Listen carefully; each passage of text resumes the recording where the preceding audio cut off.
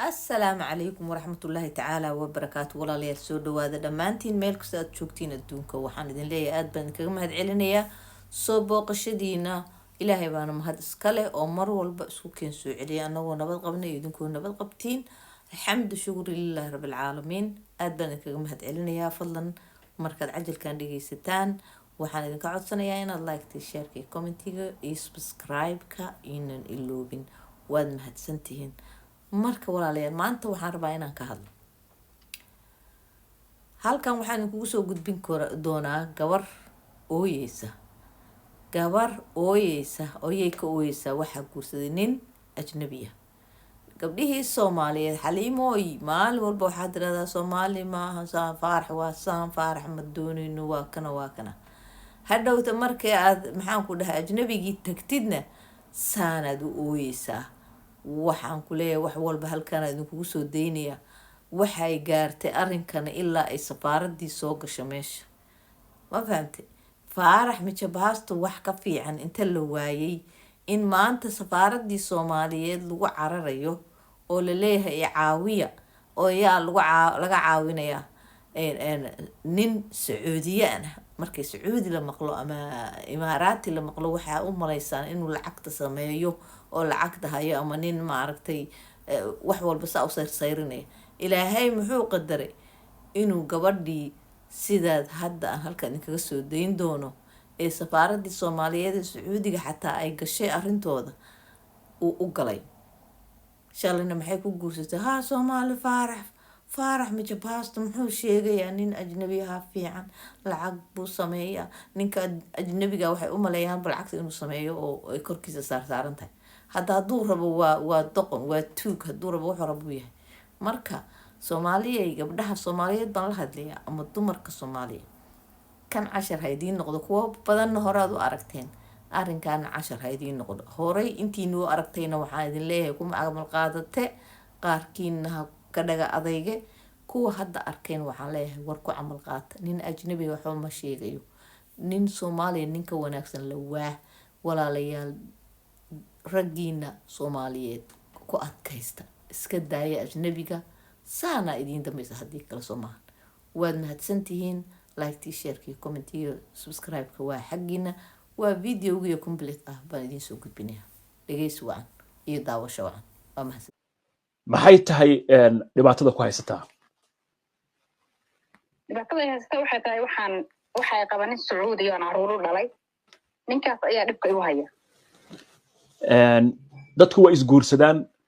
haddii dhibaato dhacdana waa la dhex galaa marka ma waxaa tahay qof xorriyaddeeda haysata mise waxaa tahay qof aan xorriyad haysan maxay tahay dhibaatada ku soo gaarto oo imika ku haysataa wallahi waxaan oran karaa inaan xorriyad aanay ahayn wax aan ku noolahay dhibaatada haysata waa dil maaragtay jirdil ah oo aan oran karo jirdil aan la oran karin maaragtay dil caadi ah oo nin intuu naagtiisa ama dharbaaxay ama waxa way riixay oo kale aan la oran karin jirdil ah way mid aniga haysataa waa gartay ninka ku qabo marka yuu u dhashay sacuudi buu u dhashay markaas goorma isguursateen waa ku leeyahay muddo 10 sano baan isqabnaa hadda taariikhdii ma xasuusta laakiin waxaan xasuustaa inay muddo 10 sano tahay markaa isguursanayseen ma qof guurka lagu qasbay baad ahayd oo aan raalli ka ahayn mise adiga oo caafimaad qabo maskaxdaadu ay joogto rabitaankaaga ayaad ku guursatay may wallahi heshiis aan heshiinay rabitaankayga ku guursaday waa gartay maxaa marka isbedelay marka waxa isbedelay ballanqaadyadu ii ballanqaaday inuu nolol wanaagsan aan ku noolaan doono oo nolol wanaagsan ugu la noolaan doono oo maxay tahay sharci uu ii samayn doono sidoo kale yani wada ehelkay uu sharci u samayn doono sida waalidkii oo kale inuusan waxba ka soo qaadan oo waxaba yaraatay maaragtay uu sameeyay aan jirin بالعكس بقى إنه قطع عكس كذي أساس نقطة نولل حنا تي أنكو تري أول متحون عن قريبة. سنة كأس جورستين ما يشيء كرتا. والله مدبرا بقى وحنا كجري رفاضة ضد سنة ذهان ما حسوسته لكن هجري هان وحنا ملاينا يا سنة إنا يا هاي نكون أكثر بقول يوحنا ملاينا يا إنا يا هاي صدقني يو صدق لي مالها سنة هدنا فيها. marka adigu waa 10 sano in ka badan ها كل meelahaas wey waa gartay carruur ma dhashay laba ilmood baan u dhalay imisay kala jiraan maxay yihiin ma gabdhaha mise wiilal waa wiil iyo gabar waa meeqa jir waa 8 jir gabadhu waa 8 jir wiilkuna waa 3 sano jir waa gartay aamino kale dhibaatooyinka kale waxaa jira aan ka cabanaya waxay tahay gabadhayda inay xanuunsan tahay oo wadnaha laga hayo oo sidii gaxar dartiisa ay la xanuunsan tahay oo sid maartay ama hooyada ugu hordilay oo kale ama maxaan ku sheekaraa ama u cabsiinay oo kale in wadna xanuun intuu ku yimid ay gariirayso wadnaha oo dhacayso isu hayso dhakhtar inuu geeyo oo daawayana ayna dhicin oo maartay uusan daaweyn waxaa jirta xataa in mararka qaarkood in uu mukeedka naga damiyo oo korontada dhan guriga uu ka jaro baa dhacda oo mukeed la'aan maalin dhan aanu joogno meesha aan ku noolahana waa meel aad u kulul waa jeesaan aad u kulushaana walba waa yaqaanaa wuu daminaya hadda haddaan tusaale kaaga soo qaato subax waxaa jirta aniga gabadheeda yarintaa soo baxnay annagu waxaan samaysanaynaa quraac oo kale waa kacay mukeedkii baa cala dul damiyey maxaa u damisay si aad u kacdeen ood gogashu uga kacdeen ood quraacda u samaysanaysaa saas ayaan maalin dhan aniga carruurtayda ku cadibnayn oon qoraxdii iyo maxay taalaan kuleelkii ku jirnay waa gartay telefoonka intuu ka jabiyay sidoo kale remote intuu ka jabiyay wuxuu geeyay soodka ama codka wuxuu geeyay meesha ugu dambeysay bahalka lagu gaabin lahaana waaba jabiyada waa remote-kiya naag haddaad tahayn or waxa weeye waxaad samaysaa buu yidhi baldami haddaan dabcaynaan isku damiyo oo kale laana madax baabana xanuunayba waxaan degannahayna waaba hal qorfad ama hal qol wey waa noo hanjabay wuxuu yidhi haddaad aad ka kacdid meeshaas waxa weeye wixii kugu dhacay iska ilaali waa gartay marka la yiraahdo boodaya isagoo igu xumaynaya markaas haddana aniga markaa waxay geysan caladur carruurta ku boodaya marka u horeysa marka aniga aan ku coon carruurta ama carruurtaada ka qabso aan tiraahdo dee amaan la dagaalamay le naag carruurteedii la dilayo daawan mayse anigu markaa igu soo jeensanaya oo adiga markaa dhibaato ku geysanaya ma anigu way dilaya ha gabadheeda ilaha iska daayay ma dheer bay leedahay intuu sa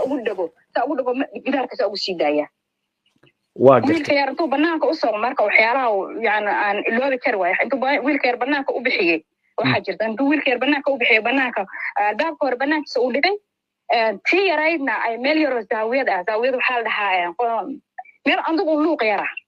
unbay saa u fariisato saa u kada loobsato sidii qof gariiraya lugaha iyo maxaan ku sheegay gacmaha ay saa u gariiray waxa weeye isu saaratay cabsi darteed hooyadna wuu ku hordilayo labada lugood labada gacmood intuu iga xiray ayuu igu hordilay kii yaraana banaanka u saaray hadday tiri intay sidii hindadii bay labada gacmood intay saa usoo dhiibiso labada gacmood beexay odhanaysaa abo hooyada ka daadilka waa gartay waa dareemi karaa waa dhibaato culus walaal aamino waxaan rabaa marka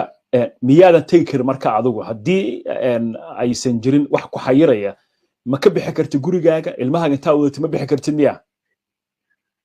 ilmahayga ma wadan karo dowladdii baa arkaysa waxay leedahay xaggee ilmihii geeya dowladdii waxay arkaysa anigii xataa dhalay keligii bay dirahay hadda waxaa jirta mar aan ka tegey oo 2 habeen aan ka maqnaa waxaan soo noqday wiilkayga yar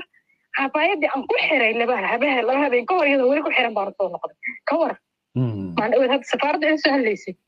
waxaan ku talagalay maalintaas inaan ku iraado wax kastaba ha dhiceen ilmahaasi si doondoonaan ba ha noqdeen waddankayga hala ii diro waxaan ku soo noqday safaaradda waxay igu qasabtay inaan soo noqdo markaan soo laabtay hadda waa 2 habeen hore u malaynaya inay ahayd waxay igu qasbeen aan u soo laabtay waxaan ka wadaa wiilka xafaayadda weli ku xiran 2 habeen iyo 2 maalmo waa gartay safaaradda Soomaalida haddaad la hadashay marka maxaa lagu qabtay والله سفارة ورك هذا بمقشي هذا ورك كل واقعين أرنتي مركا نقول سبي إلى هذين maxaad ka filaysaa marka haddii ay safaaradda Soomaaliya ku maqlayso ama dawladda Soomaaliyeed ku maqlayso sababtoo ah qof Soomaaliya tahay waa